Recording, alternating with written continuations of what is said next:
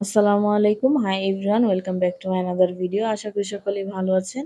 আজকে আমি আপনাদের সাথে শেয়ার করব চিকেন রোস্ট রেসিপি। আশা করি আমার আজকের এই ভিডিওটি আপনাদের ভালো লাগবে।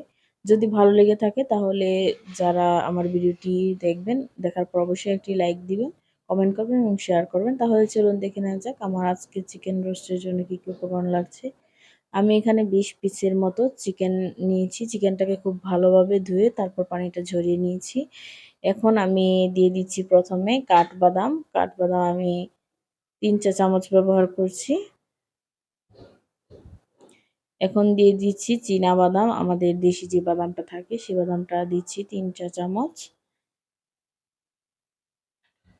এখন দিয়ে দিচ্ছি হাফ কাপের মতো টক দই।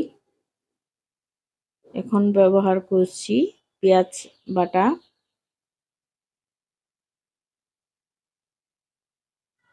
৩ টেবিল চামচের মতো।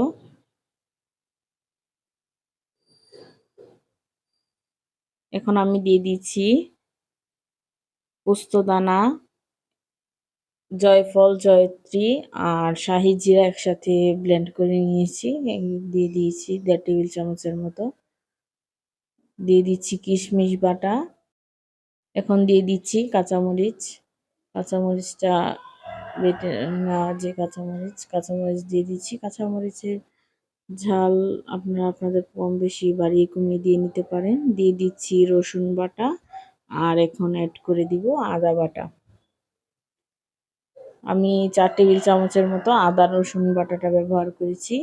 আর দিয়ে দিচ্ছি কাঁচা পেঁপে খোসা সহ ব্লেন্ডারে ব্লেন্ড করে নেওয়া। আর এখন দিয়ে দিয়েছি ১.৫ চা চামচের মতো জিরার গুঁড়া, স্বাদ মতো লবণ। এখন সবগুলো উপকরণ দিয়ে আমি খুব ভালোভাবে মুরগিগুলো মেখে নিচ্ছি এবং মুরগিগুলো প্রায় ৪-৫ ঘন্টার মতো আমি ম্যারিনেট করে রাখবো। দিয়ে দিচ্ছি টমেটো সস ২ টেবিল চামচ। আর সাথে দিয়ে দিব এখন 1/4 কাপের মতো সয়াবিন তেল। আবারও একটু ভালোভাবে মেখে নিচ্ছি। এখন ফিরে এলাম প্রায় ৪ ঘন্টা পর। এখন আমি রোস্টটা রান্না করব। তার জন্য পেঁয়াজ বেরেস্তা করে নিচ্ছি। সর্বপ্রথমে আমার পেঁয়াজ বেরেস্তাটা লাগবে।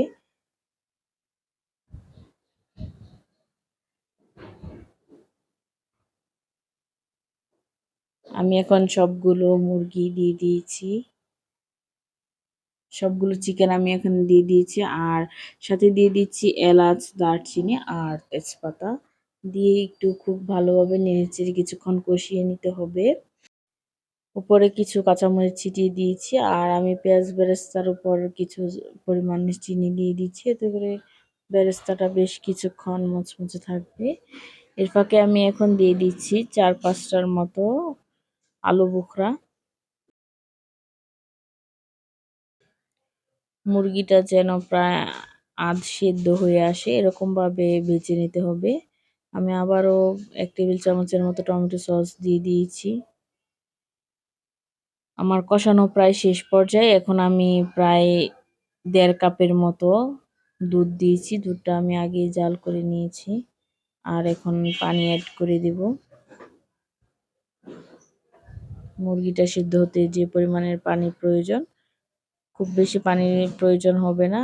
আমি এখানে ১ কাপের মতো পানি ব্যবহার করেছি।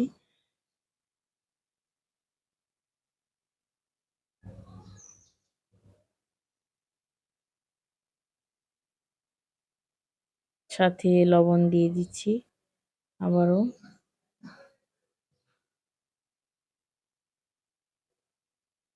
মুরগিটা যখন প্রায় হয়ে আসবে এই পর্যায়ে আমি উপরে কিছু পেঁয়াজ বেরেস্তা দিয়ে দিয়েছি। রোস্টের ঝোলটা কিন্তু প্রায় ঘন হয়ে এসেছে। আমি আরো বেশ কিছুক্ষণ এভাবে রান্না করব।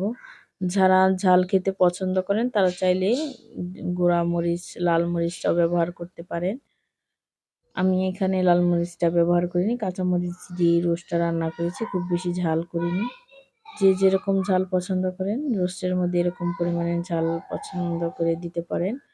অবশেষে আমি দিয়ে দিচ্ছি গাওয়া ঘি। এভাবে কিন্তু রোস্ট রান্না করলে দেখা যাবে বাড়তি যে মশলা বাজারে কিনতে পাওয়া যায় এরকম মশলার প্রয়োজন হবে না। আর খুব সুন্দর একটা ফ্লেভার বের হবে। চাইলে আপনারা ট্রাই করে দেখতে পারেন।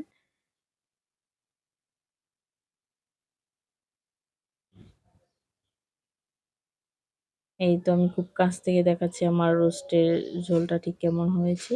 আশা করি আমার আজকের এই ভিডিওটি আপনাদের ভালো লেগেছে। যদি ভালো লেগে থাকে আর আমার চ্যানেলটিকে সাবস্ক্রাইব করবেন, একটি লাইক দিবেন এবং কমেন্ট করবেন এবং বেশি বেশি শেয়ার করবেন।